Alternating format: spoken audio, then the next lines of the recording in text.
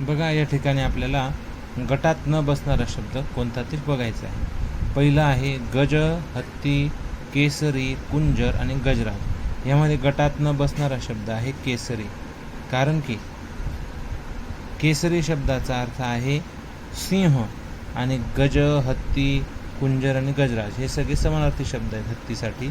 पुढचा आहे वनराज, कुरंग, मृगेंद्र आणि शार्दूल. याच्यामध्ये गटात न बसणारा शब्द आहे कुरंग, कारण कुरंग म्हणजे हरिण आणि हे तिन्ही मृगेंद्र, शार्दूल आणि वनराज हे समानार्थी शब्द आहेत सिंहाचे. पुढे सर्प, मही, अही हा दुसरी वेलांटीवाला अही आणि शेष या दोघांचा अर्थ एकच आहे. काही ठिकाणी पहिली वेलांटी दिलेली असते, काही ठिकाणी दुसरी, पण बरोबर हे आहे म्हणून हे दोन्ही शब्द या ठिकाणी घेतले तर आपल्या लक्षात राहील यासाठी. पण याच्यात गटात न बसणारा शब्द आहे मही. मही याचा अर्थ आहे पृथ्वी आणि सर्प, अही आणि शेष या शब्दांचा अर्थ म्हणजे साप. पुढचा नृप, भूप, नरेश, नरेंद्र आणि सुरेंद्र. यामध्ये गटात न बसणारा शब्द आहे सुरेंद्र, कारण सुरेंद्र हा देवांचा राजा इंद्र याचा समानार्थी शब्द आहे.